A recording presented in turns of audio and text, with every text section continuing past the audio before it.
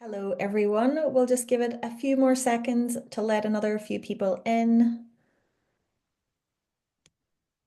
Welcome. Thanks for joining us.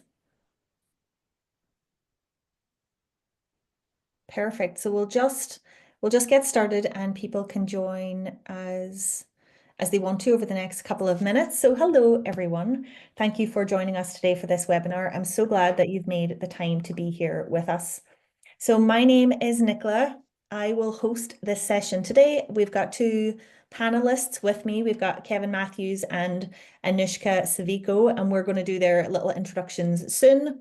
But for now, I am Nick. I'm a life and wellbeing coach, and part of my job is working closely with small business owners, especially on the mindset and well-being side of running your own business, because I'm sure most of you understand running your own business can be really exciting, but it also can be really tough. It can be lonely. It can feel like a lot of responsibility, like the weight of everything is on your shoulders, and there can be really high expectations. And sometimes it can feel like you're the only one that's struggling. And, we are here to share and remind you that you're not the only one. And that's really what today's conversation is all about.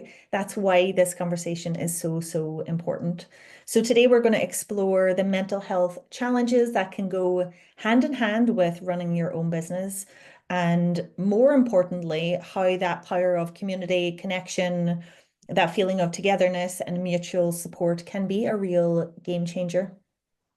So just before we get started, a few housekeeping things. The session is going to be recorded and made available afterwards on the Business Gateway YouTube channel. You will have been placed on mute automatically just to avoid background noise, so thank you for that. And you can submit questions in the portal in the chat function. We have some support from the Business Gateway staff who are going to monitor the questions, and then we'll do some Q&A at the end. So if there's anything not covered during this conversation as well, and you're interested to know more about something, there will be a follow-up email. So please feel free to contact the Business Gateway directly also. Sally, who's on our support team, she is going to email a feedback link and a little code, and we would really love it if you could give us some feedback at the end, because that's how we know what kind of topics and what works and what you're interested in. So we would appreciate that as well. So what we're going to cover in this session is the impact of isolation on business owners' mental health, how local and digital communities can offer really meaningful support. We're going to talk about a few real life stories of how community has made a difference. We are going to cover practical tips, which is always so, so important for building your own support network, and some resources and maybe some initiatives that can help as well. So let's jump into our panelist introduction. So Anouska, would you like to introduce yourself? Yeah, thank you, Nick. Hi, everyone. I'm Anouska Civico. I'm the chief exec of Mind Your Head, which is a Shetland-based mental health charity. So we have the charity started in 2005 after a local gentleman took his own life. The family started the charity in his memory, and we have massively grown over the 20 years that we've been operational. Historically, we were around raising awareness and tackling the stigma that's associated with mental ill health. We still do a lot of that and a lot of campaigning, but alongside that, we do lots of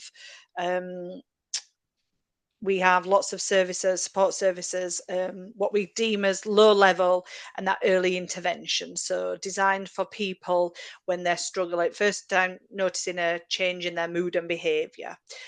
So we offer that to anyone living in Shetland, and it's a free service. And we support basically anyone from 10 years and upwards. Alongside that, we still do a lot of raising awareness and campaigning. More linked to this meeting today, this webinar today, we do what we call grubby huts, and we've been doing them for a long time. So we go into workplaces in Shetland, and we talk to staff teams about the importance of speaking about your mental health and connecting with your colleagues and asking for help.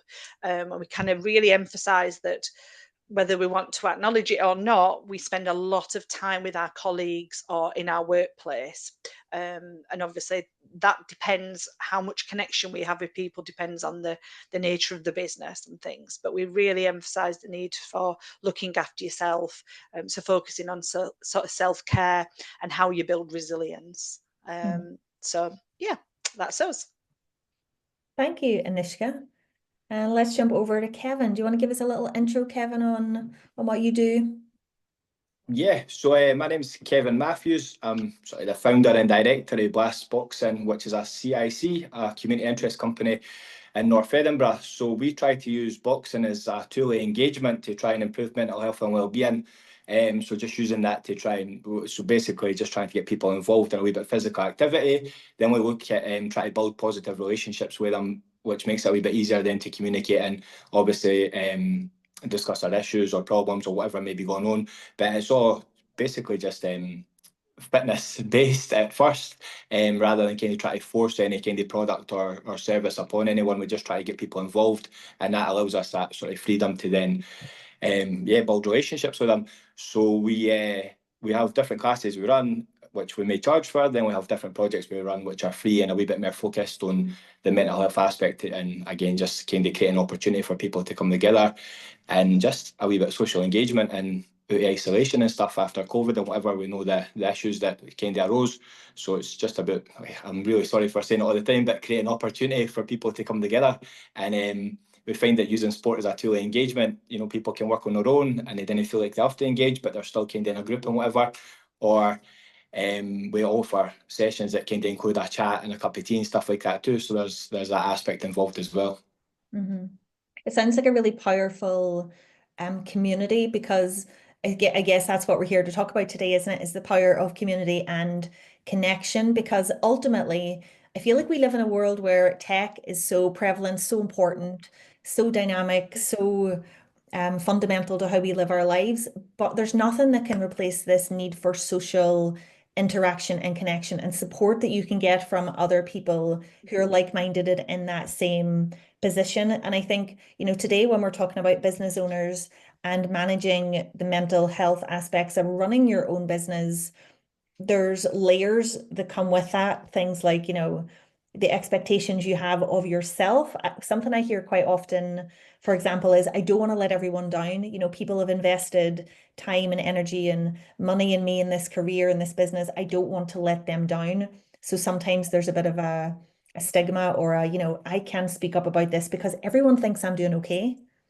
And, there's a little bit of reluctance to talk about it. So I'm wondering, Kevin, from your point of view, because, you're running your own business, you're trying to do all these amazing things for the community, but has being a part of a community helped you personally with the kind of mental health challenges of running a business like that?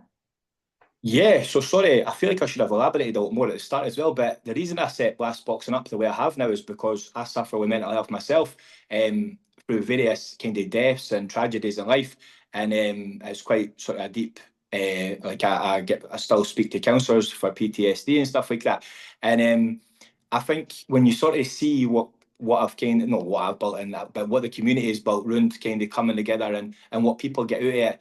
And it's like-minded people, who maybe find it difficult to talk or whatever. I was definitely a person like that for a while. We're just getting people involved and together. They didn't need to talk, they're just having a laugh and they're just kind of building a relationship casually. And you see the benefits of it. And it's definitely something I find easier now to talk about as a group, because I like to emphasize the fact that, well, this is what I've been through. This is it's real life. It happens to us all. And we're all kind of in this, we're on this the same boat type thing, we're all trying to survive together. So there's no reason why we can't kind of, and I think it helps sometimes, but I definitely feel the stress quite often where I feel like I didn't want to address sometimes when I'm good and I'm happy, I think it's easy to talk about. But when I didn't feel so good, it's one of the ones where you worry because you think, well, I'm meant to be carrying the ship here. So it does Yeah. add a wee bit extra pressure and stress onto me that I think no, are the wheels coming off? Like what's going on? And it's never the Yeah. case. And people around me are very supportive and stuff. And I'm quite lucky that we have, because we're very new. We've only been running for about a year and 2 or 3 months now. So we have kind of built quite a good community quite quickly, to be fair, which is kind of shows through quite often. Mm. And it sounds like, Kevin, the way I always think about this expectation and responsibility must maybe feel even more important when you feel responsible for others and also their mental health in addition to your own. It's like a double layer. But I think from what you've said, you're acting as a kind of inspiration of, look, this happened to me. It's a real life story. I'm doing this for myself as well as you guys. So you're getting, all the benefits personally, but also of bringing all of these people together to talk. Yeah, 100%. I kind of I say that all the time. It's no about me. It's about sort of creating opportunity for everybody. And I hate cancelling a class, or I hate huffing, because we only run maybe 3 or 4 days a week, depending on what's going on. You feel like if you miss one or two, then it's kind of routine and whatever for people. And I'm really passionate about trying to keep that routine where people know the class is on or a session's on and they've got something to look forward to. And at the same time, like you say, for myself, I like that routine. I like to know I'm going to catch up with. I know who the regulars are. I know who should be there. And if somebody's missing, there's Yeah. kind of so yeah, but it comes with that sort of double barrel, sort of where you're kind of, the routine's good for them, it's good for myself, and it's good to kind of, it Yeah. benefits us both in a good way. Yeah. But And part of your, oh, sorry, Nick. no, go Sorry. ahead. I was just going to say that part of your success could be the fact that you are very open about your own struggles, and that's about peer support, isn't it? About people coming together, like-minded people who have experienced not necessarily always the same things, but have had struggles, and that is like so invaluable, because people like to know that they're not alone. Like, oh, you felt like this before, and that often we just need to listen to someone and sort of as you can relate to that somewhat, then Yeah. the relief is like, oh wow, this is not just happening to me, this has happened to other people. Yeah. And a lot of like the support that we offer, it's that low level, it's just that listening, connection, and listening, and no judgment, and just going, yeah, I've been there before, and Yeah. giving people hope that actually Yeah. you can work through this. So that Yeah. um Yeah. that's probably going to be your biggest selling point, if you like, I think, Kevin, that you've Yeah. been there, you've experienced it, and you've done Yeah. something really, really positive with it. Mhm. Yeah, no, 100%. Sorry, I think I've said 100% about 4 times today. But I say it all the time, where people sort of moan at me for it. But I say, like if everything ended tomorrow, what we've achieved in the last like year or so has been outstanding. Like the people we've kind of come in contact with, and the relationships that we've built and stuff, kind of speaks for itself. And like you say, I think I'm from North Edinburgh. I'm from Muirhouse. I'm from Muirhouse, and my whole family were raised here as well. So you kind of understand a wee bit more what people's struggles are and what they're going through. And I've kind of been through a fair bit of that myself. So it's like you say, it's a lot easier to kind of relate to people in situations, and you can sort of naturally bounce off each other rather than kind of try to force a relationship or anything. So it kind of is benefits us just being authentic with kind of my position and stuff like that as well. Yeah. Because I think, I wanted to talk a little bit about why is it so difficult for business owners to open up about mental health struggles, and even within their community sometimes. And a lot of it, I always say, comes back to the expectations. So, it's an invitation for everyone to think about, what expectations are you putting on yourself as a business owner or someone who's trying to launch something or grow something. But what expectations have you got of yourself? And then also allow a little bit of space for time to think about, what expectations do you perceive that are coming from other people? And I think it's important to point out here, you might not be right. You might perceive that there's expectations from your family or friends or peer group, but that might not be correct. So it's just allowing yourself a little bit of time to think about that, because those expectations may be holding you back from opening up even more. Fear of letting people down, showing signs of weakness, perceived weakness, really. I should be able to manage this is something I hear quite often. There's other people doing great things. I should be able to manage the finances or the website or, everything that you have to do when you're running a business, not feeling adequate, not feeling enough, not feeling like you know enough, and this kind of fear of, again, perceived failure, because, failure is abstract and open to interpretation. So a fear of your own personal perceived failure might constrict you when you're talking about, opening up about your own mental health struggles. Does that resonate with everyone? If there's anything that affects you in the sense of, why am I not speaking to people about how I'm feeling, feel free to put it in the chat, because we want this to be a supportive space where, like Anouska said, you're not alone in this. It's just likely that you're not talking to people who are in the same circles. And, this is what we want to talk about today, bringing people together to create safe places. So Anouska, thinking about this safe spaces idea, is there some ways that you found in the work that you do that the communities can create the safe spaces for these kind of open, honest conversations about mental health? Because you must see it all the time, obviously, in the work you do in Shetland.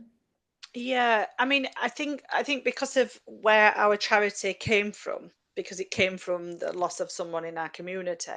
Um, Shetland is, don't get me wrong, there's still stigma, and it's still difficult for certain parts of the population to talk openly about it. But there are lots more honest conversations taking part place that are different to. So I lived in Shetland for 10 years, and when I moved from England to Shetland, I was quite surprised how people would just speak to me quite openly. You'd be in your local supermarket, and then they'd come and tell you all the problems and things. So I think somewhat we've created a bit of a um, there's a and we do lots of work around Suicide Prevention Awareness Week. So as a community, I think we're quite good at having those conversations. People know where to go. But I suppose it's about when you were saying about, our perception about what people perceive as having to do, but internally it comes from us. So I think Yeah. we're our own worst enemy. So I have this, I run a mental health charity, therefore I should be amazing at managing my own mental health and well-being. And Mhm. of course I'm not. I don't have everything, we talk about work-life balance, and I'm juggling 27 balls, and I'm going to drop a few balls often. But it's okay to do that. So it's about you becoming more self-aware, I think, and taking time out for yourself. And we talk about self-care, don't we? And people roll their eyes at that, but actually it's vitally important, because I can provide you with some tools and make suggestions, and I can listen and stuff, but actually I can't do self-care for you. That has to Yeah. come from within. So you have to take some responsibility, some ownership of actually going, right, what do I need to do to look after my mental health and well-being? Because we all Mhm. have mental health like we do physical health. Yeah. The quicker we can accept that, the better, because we're very good. We know what we should be doing for our physical health, eating fruit and veg and exercising and all that. With our Yeah. mental health, we still really neglect it, but it's Mhm. vitally important. So it's about taking those steps and doing something that's beneficial for you, and taking that time out. And that will, if you think about all the roles that we're in, not just like running a business, but we might be a parent, we might be a carer, we're married, with this, we're a volunteer at this. We spread ourselves so thinly now, especially I Yeah. think after COVID, more thinly than ever. um, and but to perform in all those roles, we have to look after ourselves. So we need to Mhm. get much better at that. But I think if going looking about communities, it's about identifying people who you feel comfortable with. You're not going to share with people that you don't feel comfortable with. So it's about surrounding yourself, with that Yeah. network of people that you do feel comfortable with. You're more likely to share, and which goes kind of back to what Kevin's saying, about sharing with others what you've been through. Mhm. It, yeah, it's Yeah. amazing. You share with someone, and it opens up the doors to lots of conversations. Yeah. And I think, reading just very briefly some of these comments, I think you can see it in the chat where, people are saying it's the ability to be open that sometimes isn't possible in like home or family life, where, someone has said it's too much for my husband to deal with. Well, Absolutely. yeah, because he's also being a husband and a worker, and he's got all the other roles. So it's about relying on yourself and not one other person or family member or friend. And kind of like what you said, Anouska, opening yourself up a little bit, you know, like what you were saying, Kevin, to be open with the people that you're helping, but also open with your own challenges. Because I always believe when you're open, you give other people permission also to be open because you're showing them it's a safe place. And for any kind of safe place and honesty to grow, you have to start and look within. You know, we can only look at ourselves, we can only control what we say, not other people. So when you bring that back, you can just say, okay, how am I showing up for myself and for these spaces? Am I showing up at all? Because I know that some of you on the call want to, in some way, show up for something, a community maybe that hasn't been, you know, imagined yet, or maybe an event that you haven't been brave enough to go to. But it's kind of like you said, Anouska, as well, taking that personal responsibility to say, I'm going to be a little bit nervous, a little bit scared, but I'm going to show up anyway. And I know how to create a safe place because I'll just be honest and open. Yeah. Really, that's it. It comes back to that, you know, that's all you can be in that moment. And it's quite often that people, the support services that we offer. So, and there's lots of mental health charities across Scotland who will offer that similar stuff. Um, but it's about people like to come and speak to people who are not related or who are not connected, because you don't want to burden your husband with it, or your partner, or whoever, or your parents. And Mhm. often they're too invested, so it's difficult. But we worry about sharing how we feel with people that's Yeah, close to us, because we're just like, oh, are they strong enough to deal with that, and are they going to be yeah, observing me all the time now? So there is yeah, something very, very positive about connecting with people that don't know necessarily all your history. They only know what you want to share with them. yeah, And you feel like you can be more honest and frank with them. yeah, um, and the power of that is huge. When we talk about that peer support, it's amazing. You yeah, can learn so much from one another, and you both get something out of it. Like, it's yeah. a mutual That's the beauty benefit, of which it, is isn't it? probably what Kevin's Yeah, saying. He gets yeah, something out of what he's doing, and then the people that attend his classes, they get something out of it. So it's a yeah. A bit of a win-win, win-win, isn't it? isn't it? Yeah. And Kevin, thinking more about your situation and you know your story and your business and everything, do you have any kind of practical steps that you think, you know, people, lots of people on the call, over 100 people here, what can people do to strengthen a supportive community around them? Do you've got any kind of practical based on what you've been through? I'm not too sure how to answer that with it being too biased towards what I do, to be fair. Oh, go give us your So the biased reason, opinion. It's yeah, helpful. no, so the reason I use boxing as a tool of engagement is because it's something that I find works for me, and there's many benefits.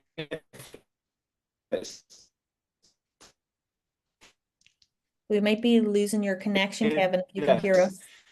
So apart good for your body, when you're boxing, for example, and you're doing it properly, you're learning a skill. That is that any better, or Yeah, are you you're okay? back. You're back. Sorry, yep, is that all right? Yes, yes. Apologies. That's all right. So yeah, so the reason I use no, sorry, the reason I use boxing, yep, is because I find personally for me that engages the brain quite a bit.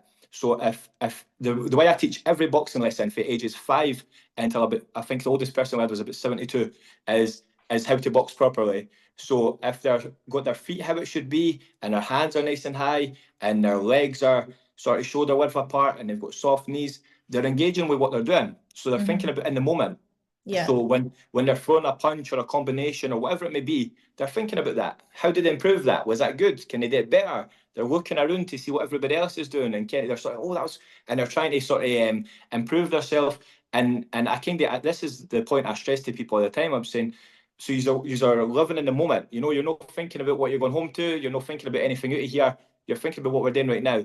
And by that, they sort of relax, and that's where we open up and we have a laugh and we can have a good chat and stuff like that while people are training. yeah, But they're using the benefits of boxing as that tool to just engage your brain. So they're actually just like I say, working in the moment rather than kind of sitting there stressing about what's going on. So if they didn't come to a workout or a class or session or whatever it may be, they're just sitting in the house, we're in. Whereas if they come yeah, along, their mind's off everything, they're just engaging. And I think that's the main thing, is putting things in people's way that's just going to have them thinking about what they're doing right now yeah. rather than kind of thinking Which what's going on. Yeah, because what you're essentially given as a really lovely example of is presence and the power of presence in order to change your mindset, change your physiology, change how you feel. And ultimately, that changes how you feel about yourself over time. You might not feel, incredible or, your life hasn't changed when you go home that night. But over time, if you connect back to yourself, then you become more of who you really are. And, reading some of the comments, I understand that, there's real life situations, you might have been away caring for someone, you might not have the support. You may have to, be the spearhead and the driver yourself, but you have the power to be that person. But some people forget. And that's where, something like you're giving us this great example, Kevin, of something that connects you back to your body, first of all, and then yourself gives you the power to then go forth and do, whatever that may be, whether that be become a coach yourself or just, get back into the things that you enjoyed maybe when you were younger. So think about it like, how can I connect back to myself in a way that will become meaningful to me? So some other Yeah, we have practical. a great example. Sorry, I just wanted to jump on there because it was on my brain there. But we have a great example, a quote that one of the we have like a parent and toddler group, and the lady attends another group as well, and she done a wee interview thing for us last week, and she's got two young children now, and it was the quote she sort of says was that everything for her is all about our kids and work and her husband and blah blah blah. Whereas when she comes Yeah. along, that's her hour for herself, where she's engaged. She's doing something for her where she physically feels better, she mentally feels better, she's engaging, she's socializing, and all the benefits of kind of what you were just saying there, it kind of hits the nail on the head, and Yeah. that's like her hour to work on her, where she gets to enjoy her space and her time and be her again, rather than kind of just being a mum or whatever. Yeah. I think what we maybe touched on earlier, but it kind of connects quite well with what you were saying there. Yeah, Sorry. because we all have the titles, of sister, daughter, mother, friend, worker, colleague, all of that.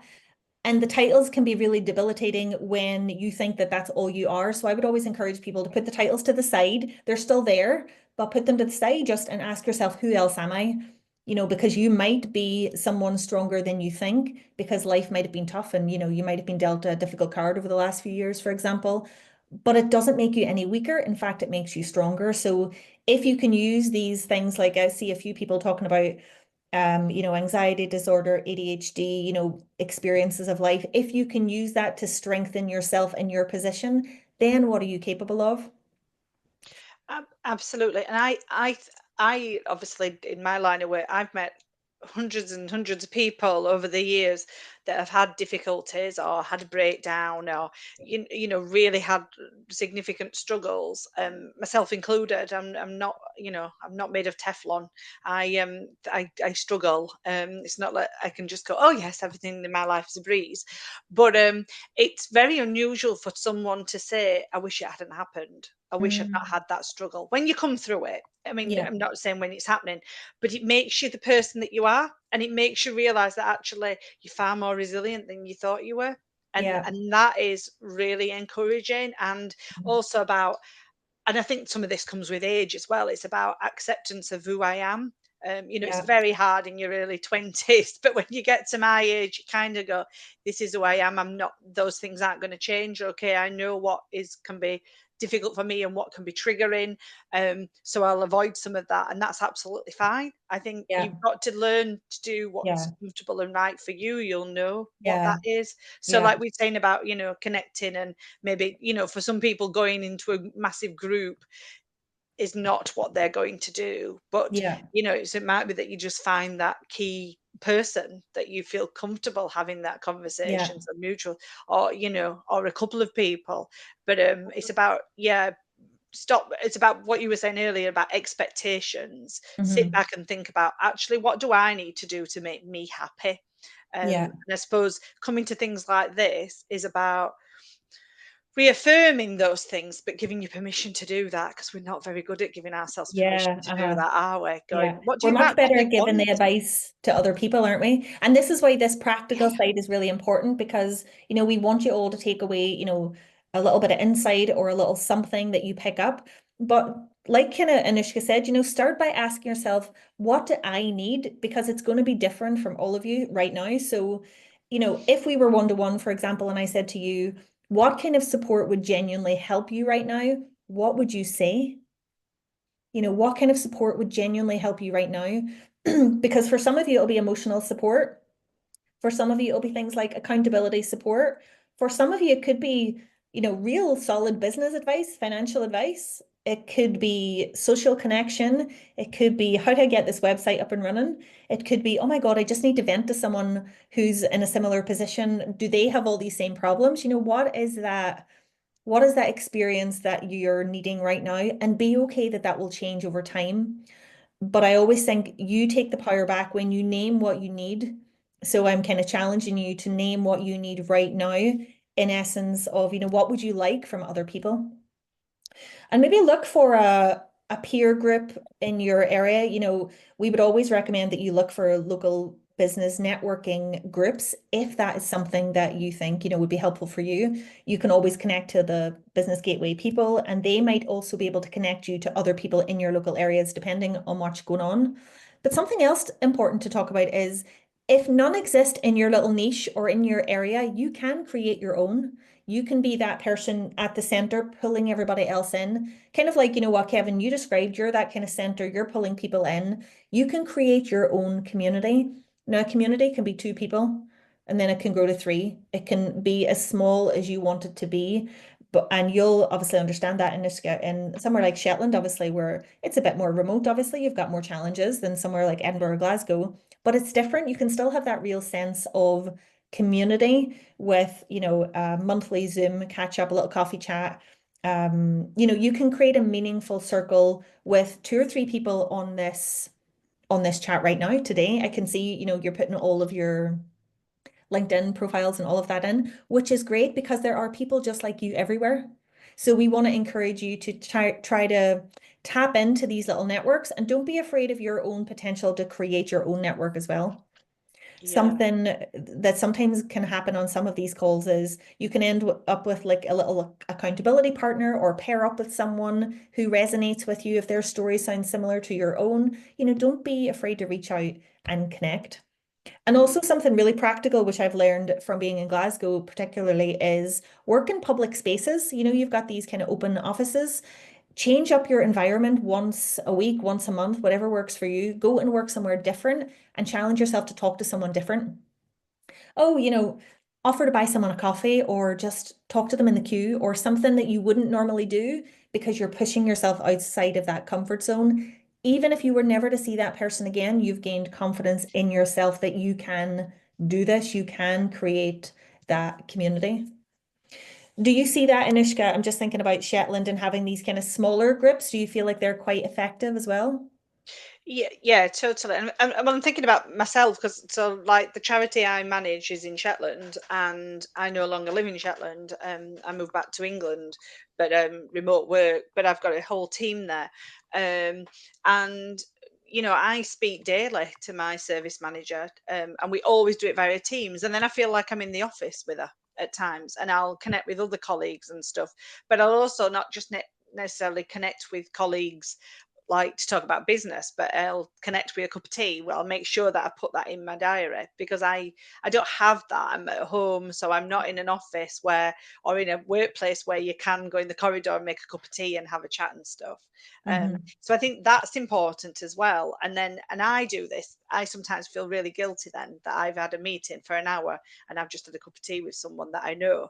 But you're just like, Uh-huh. well, I've got so much from that. I've managed to, I've managed to share bits and bobs with someone that I'd not necessarily intended to share, but I feel much better for that. And Yeah. actually, I'd do that if I was in a normal, if you like, workplace. So we need to make sure that we do that. But Yeah. yeah, that coming together and being with people is so we need that. We're not meant to be at home or isolated in an office on our own. We're No. sociable people. We've Yeah. lost our way a little bit because of COVID. We need to Yeah. reconnect and do that. Yeah. And And but I think, actually be there and engage with it rather than be there yeah. in body and your head somewhere else and stuff. Yeah.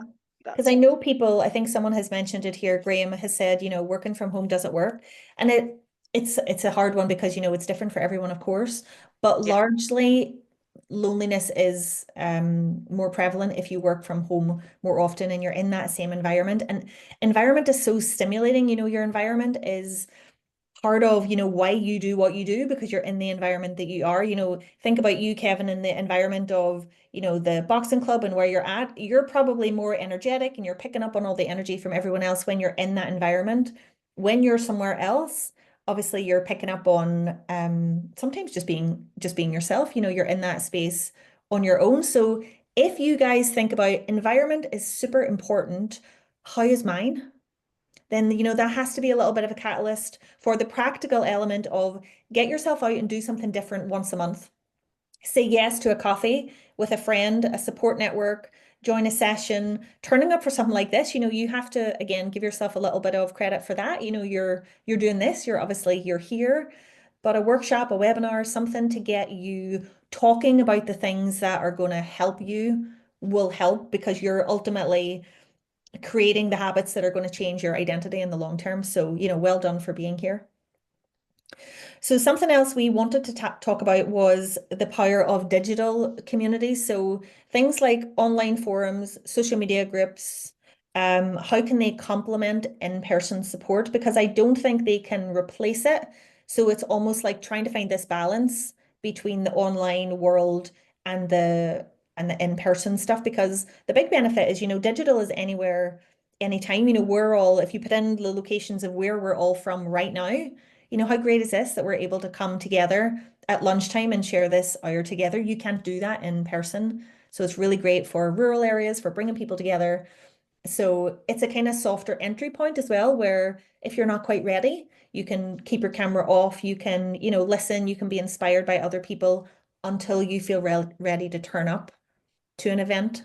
So, Anouska, do you want to add anything to that just from your side on the digital side? Is that something that you agree with in Shetland? Does it mainly meet up in persons for you?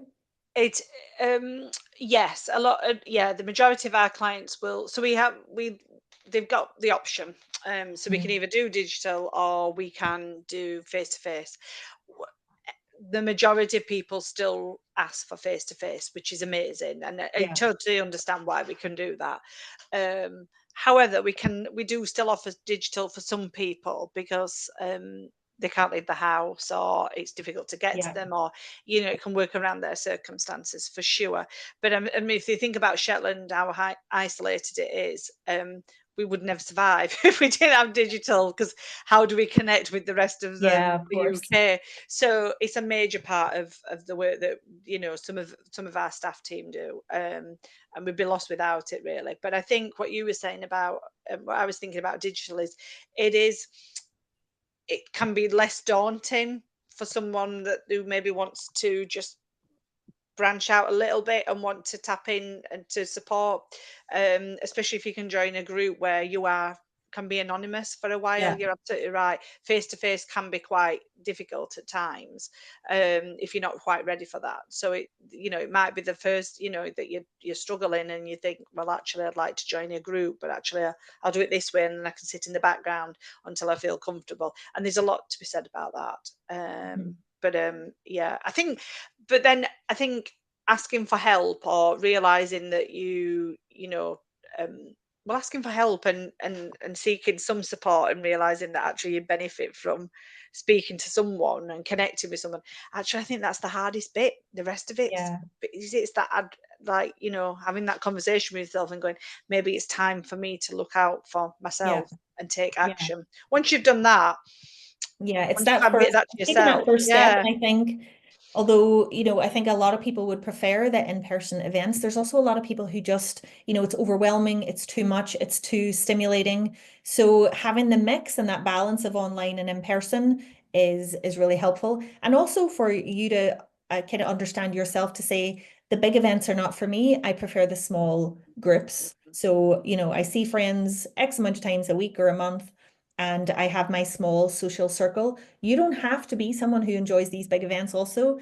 You know, allow yourself to be exactly who you are. I think that's important as well. Yeah, totally. Kevin, do Yeah, sorry, I was you? just going to say, Oh yeah, go for apologies, I it. was just going to jump on that there, and just say for us, like, I think digitally for us is more just about advertising almost, just showing a bit of what goes on in the classes, and a bit of variation as well, like kind of ages or sexes or whatever, that there's different, you know, it's a mixed group, there's mixed ability, there's mixed boxing and fitness ability and whatever. And we kind of just use digital media as that tool, we kind of promoting what's going on. And every so often, you know, I'll pop on with a wee video myself and just speak about mental health and maybe, you know, what I've been going through or whatever, so then people can sort of see a wee bit more, put a face to kind of, because I didn't take many pictures myself. I'm the man behind the camera, but Yeah. again, just a wee bit of authenticity and sort of what you're saying and what you're trying to deliver, instead of, because I think when you write a big speech all the time and you just plaster it on whatever, it's just words, eh? So I think it's good to kind of use it as that tool. We kind of try to reel people in a wee bit and let them see a bit of what is going on. And like I say, the mix of classes as well, I think is always good, because the amount of people I think message and like, do many women maybe take part? I guess mostly women, you know what I mean? Like, Yeah. then let that put you off and stuff. So it's a really good tool that way, just to kind of help promote what you're actually doing, I think, for us. Yeah. Again, it's when you've got people in it, you kind of build that relationship and you can see how genuine you are and all that kind of stuff. Yeah. You're offering a little piece of yourself out, but you're also getting little pieces of other people back. And I always think that's such a beautiful exchange to think about it. Someone needs to hear what you have to say because you're important and what you have to say is important. Now imagine if you really believe that from your core, you wouldn't, you wouldn't hold yourself back from taking that next step forward. Oh, So, definitely. I mean, sorry again, I keep interrupting you. I do no, you're apologise. fine. I think I sort of touched on a bit of something you said earlier as well. And I think for myself, I have major imposter syndrome. You know, like I think, who am I? You know, like I'm just a wee scallywag for Dunmuirhouse. You know, like who am I to be offering advice, or not even offering advice sometimes, just who am I to be trying to do something in the community and all that kind of the negative thought process that I think we go through ourselves. Yeah. But then I think sometimes when you take that step back and you see it, what you have sort of put together and stuff, and you see people are benefiting from it and stuff like that, there's always pride to be taken there. But I think it's that doubt that we have all the time, like you were saying earlier, what kind of worries us, or what would you change, or and all that kind of stuff. Like, Yeah. I think that's the thing that I've got most, is I'm always doubting myself, and what if I do that and it doesn't work, or if nobody shows up, or this or that. And it always kind of goes hand in hand with it, I suppose. But Yeah. it's imposter syndrome that sort of squashes me. So, Kevin, thinking about that, because it's a really valid point, obviously, what's the one piece of advice you'd give to a business owner who feels disconnected or a wee bit unsupported or kind of like on their own right now? What would you tell them? I would say reach out, to be fair. Business Gateway were fantastic for me, and getting in touch with other charities and organisations who maybe just benefit for the boxing kind of fitness side of things. So when I first spoke, they really helped me network. And then when I was running classes, sometimes it was very quiet, and I was at a point where I thought, what am I doing this for? You know, is it maybe just not going to work? And it's Yeah. just kind of staying persistent with things. And sorry, like you say, taking that opportunity sometimes. So there's loads of supportive people, I think, and in North Edinburgh now, just like you're saying about communities, there's a network that's been built up with loads of local organisations. So, pardon me, you can tap in with loads of groups about here and stuff. And I think that's the thing as well, is just being a bit confident, like you say, in what you're trying to do, and reaching out to local groups and stuff as well. And that's what I kind of done away about a year or so ago. I just wrote up a big generic email and I just pinged it to every youth club and kind of community organisation in the area, and just says, you know, we're new, this is what we're doing, we're aiming to do this, blah, blah, blah. And just reach out to as many people as you can. And people are going to get back to you, you know what I mean? And people you find in a community like this do want to support you. And if you kind of believe in what you're trying to sell, and you know kind of there's a bit of truth and sort of no truth, but there's a bit of reward in what you're trying to give them. You know, they can see the Yeah. value in it. I think is a bit value. That was the word I was looking for there. Sorry, they can see the value in it. So I think when you get in and you sort of ask people, I was pretty lucky, and Business Gateway kind of just straight away put me in touch with about 5 or 6 different people, and then that really kind of expanded straight away as well, which kind of really helped. So Yeah.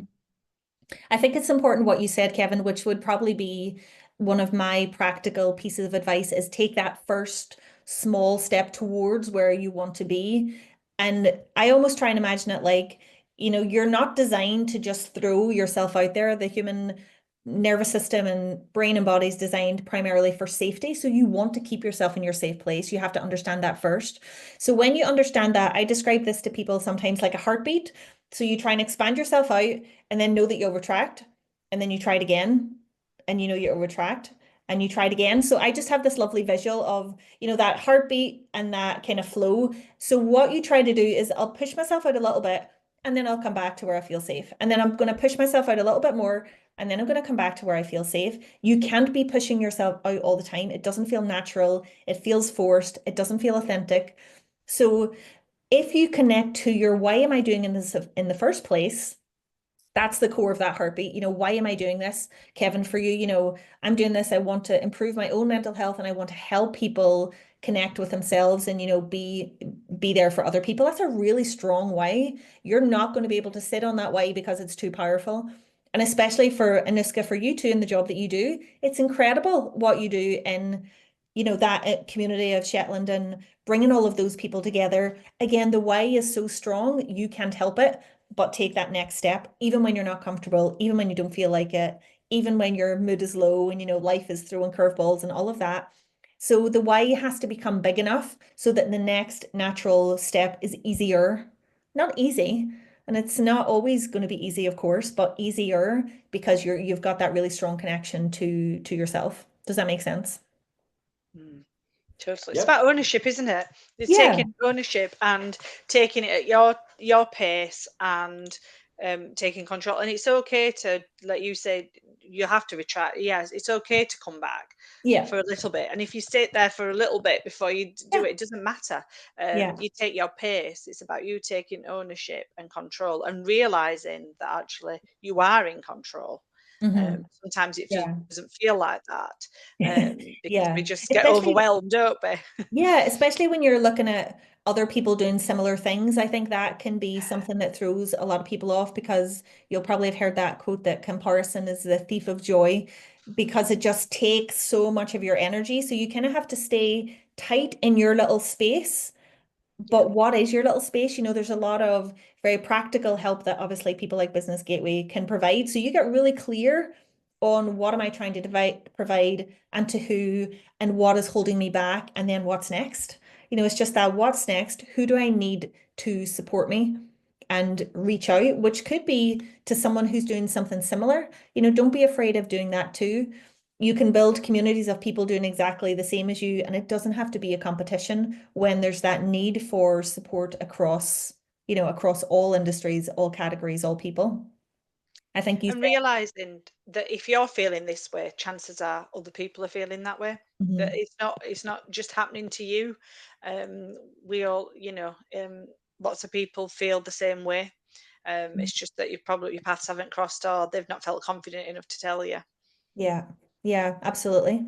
So we Yeah, I have, think what you're saying there as well, sorry, that's all is right. that's the thing. Our communities are so big that it doesn't matter how many supportive networks are in it. I think there can never be enough. You know what I mean? Because what Mhm. I'm offering may not suit somebody, but there's somebody else out there that's offering a different service that might work better for them. And it's kind of just having that opportunity to get people involved and however that looks.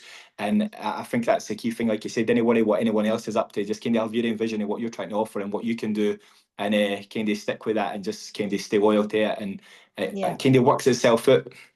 Yeah.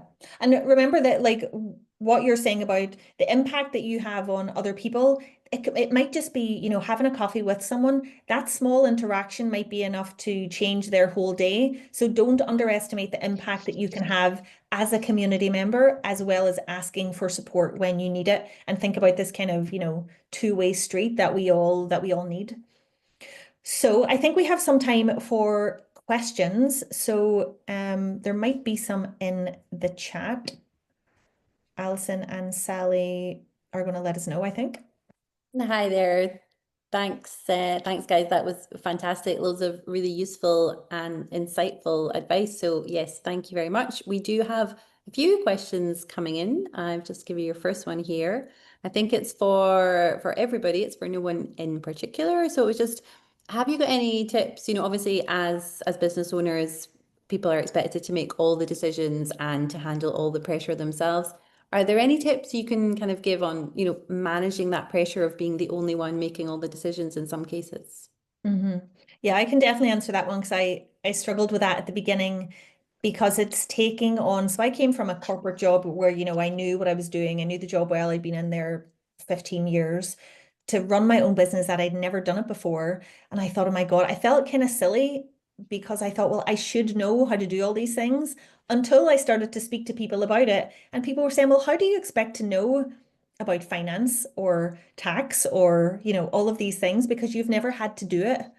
So I had this kind of, and that's why I talk about expectations, I guess, a lot, because I had this high expectation that I should be able to do it because I was, you know, mid 40s and should be able to handle this. And, you know, why am I finding this so hard? But it was just a lack of experience. I didn't know at that point.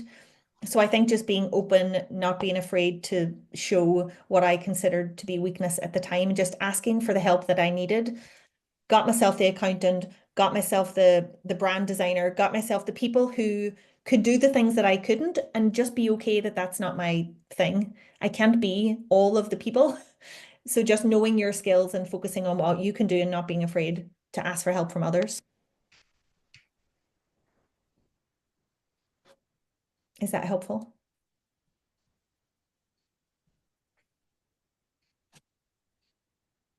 Yep. Sorry. I was kind of in a similar position, to be fair. My best mate is actually the director, the other director of the company with us. So I kind of ask him all the time, every opportunity I get, we jump on the phone, but he runs his own business as well. So he's tied up quite a bit. But if I've got an idea or even just a simple decision, sometimes I'm like, right, I just want to clarify. This does sound like a good idea, or this is going to work. Does this make sense to you, Ken? And I think that reassurance sometimes goes a long way as well. But exact same, like I've definitely never done a job like this before. So running fitness classes and stuff is the easy part. Chatting to people and building a nice wee, having a laugh, building a good relationship is easy. But when you sit down with a laptop and it's the admin and accounts and websites and all that kind of stuff, that's where my mind is absolutely blown as well. So like you say, it's just kind of need to reach out and ask the right people the right questions and stuff, and kind of hopefully get the right support around you. Yeah. Yeah, Yeah, and absolutely. accept that you can't know it all.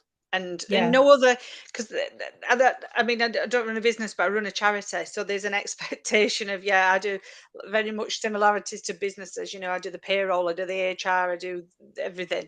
Feels like, but I'm not amazing at all aspects of it. And actually, neither should I have to be. So Yeah. it's about realizing, isn't it? There's other people that might have those skills, and it might be better to utilize them and you Yeah. focus on the other bits. But asking for help and realizing that Yeah. it's a difficult one. It is a Yeah. difficult one. But Yeah. yeah, but again, the pressure comes from you. You're the only person that's doing that to yourself. No one Yeah. external is doing that. Yeah. I think getting to know your own mind in general is really something that I always think is just invaluable for all parts of your life, whether you're, you know, just trying to manage your mental health or trying to start a business or grow something. Because when you know yourself, you can know what you have to work on next. And not that the work on becomes this big pressure, but just what would I like to work on next so that I can achieve, you know, whatever it is that you want to achieve. So I see a few people have mentioned imposter syndrome, which is such a huge thing in general. But I always tell people with imposter syndrome, the first thing to know is everyone has it. You're not the only one. So if you look at all the people that you admire, they also have it. They're just not talking about it. And I think when you see it as a kind of universal, oh, it's not me, it's just that sometimes in certain situations you'll feel it more than others. But if it's a universal thing, it's kind of like procrastination and self-sabotage in some way. It's present in all of us. It just kind of pokes its head up for, you know, more intensively or for longer periods of time in certain people, depending on what is going on. But it's not something that's wrong with you. It's just something that you have to address through, you know, thought patterns and sometimes certain kinds of thought models and things like that can help. There's lots of stuff that I'm probably sure that you could find on Google about how to deal with it. But the first thing I would say to deal with it is just get to know what you're thinking. You know, that's the easiest thing. Get to know what you're thinking. And I would encourage people to keep sometimes like a 5-minute thought journal. So maybe at lunchtime every day, you set a timer, and the timer is important because it helps your brain switch off. You set the timer for 5 minutes and you scribble down everything that's going on in your brain. It's like a brain dump. You just get it out. And then you look at what's the helpful thoughts, what's the unhelpful ones. Why is that popping into my head? Is there anything I need to do here? And you maybe spend 10 minutes in total, 5 minutes writing, 5 minutes sorting, and you get into the habit of doing that every day. And suddenly you're a little bit more clear on what's going on. That can help with all kinds of things as well as imposter syndrome. So I hope that helps. Thanks, Nick. And sorry that I couldn't get off mute before. That's all right. I'm here now. We've probably got time for one more question, and it's an interesting one. Someone's asked, how do you identify your weaknesses? And then once you've done that, what can you suggest any ways that you could help to overcome them? Well, I don't really like the word weaknesses as such, but if you think about, what are the things I need to work on? What are the things that I'm not happy with? Because, we're all different, and the weaknesses that I can see in myself, someone else might think that's a strength. So know that everything's subjective, first of all, and think, what are the things I'm really good at? What are the things I believe I'm really strong at? What are the things that I believe I would like to work on? And then ask other people for their opinions as well. I've done this exercise myself a few times where you ask, all of your closest people, give me your 5 things that you think I'm really strong at, and what do you think I should work on? And it's really funny because a lot of the time it's not at all what you think. So it's a little bit of a brain buster because what you think about yourself is not what other people think of you. So think of it about like a perception changing exercise, which can change everything because you're like, oh my God, I don't think I'm very confident, but all these people see me as confident. What is going on here? Is it my perception that needs to change, not the reality? So there's a little bit of kind of think about it like an exciting exploratory discovery of I'm going to get to know myself, and don't feel pressure with it. I feel like that doesn't help. You have to just let that flow over time and not try to rush that process. Great. Hopefully that helps. It does. Anouska or Kevin, did you have anything you wanted to add to that one? I was just going to say, practically for me, it's the admin side of things and stuff like that. So what I find is working to a diary and a calendar now kind of helps me a lot better than winging it as much as I got away a year ago. So I know like my accounts, for example, and my emails and stuff like that, I'll maybe ignore them over the weekend, but on a Monday, for example, maybe I have an hour or two that I block out for that, so I can sit down and kind of make a good start to my week. And then again, I'll have that maybe Thursday, Friday. So towards the end of the week, I'm catching up on everything. So I try to use a calendar and a diary as much as possible, just to kind of allow myself an hour or two here and there to get on top of things and give myself that sort of breathing time that I'm not caught up with all the chaos of kind of different venues or groups or classes or what's going on. So I find that works for me quite a bit as well, just to slow down and allow myself time to play a bit with the payroll or play a bit with accounts and see how things work and stuff like that, and kind of get my mind around it a wee bit better. Mm-hmm. And just to finish, I would say my last remark would be kind to yourself. And because I think that's the theme of the whole hour that we've had, about actually take some ownership and take some time out for yourself, but be kind to yourself, because often we're kind to others and we know that, and that's pushed and pushed and pushed, but actually we're not very kind to ourselves sometimes. So it's about, I agree with you, Nick, they're not weaknesses, they're just part of who we are. So but when we've got amazing strengths and we look to build on them, but be kind and look after yourself, because you can't fulfill any other roles unless you're in the right place to do that. It's such a lovely point to make, Anouska, right at the end, because there's 100 of us here today, and if you imagine what it would be like if there was 100 people in a room, that's 100 people all showing up for themselves but also for other people. And you've heard that phrase, you don't have to do it alone. But the truth is, when you're in the day-to-day running of a business, it's so easy to forget it. So just remember the truth that, community doesn't make the work lighter. It makes it more meaningful, more enjoyable, more sustainable, more in line with, who you might be. So whether you leave here today with one idea, one connection, or just a little reminder that, it's not just you, you're not in this alone. That's a win. So remember as well, just to sign off, is asking for help is never a weakness. It's really quite wise of yourself to be able to know when to ask for help. So just a big thank you from all of us for being here and being part of the conversation. Without you guys, it wouldn't be possible. So we appreciate your time, and we hope to see you again on another webinar very soon.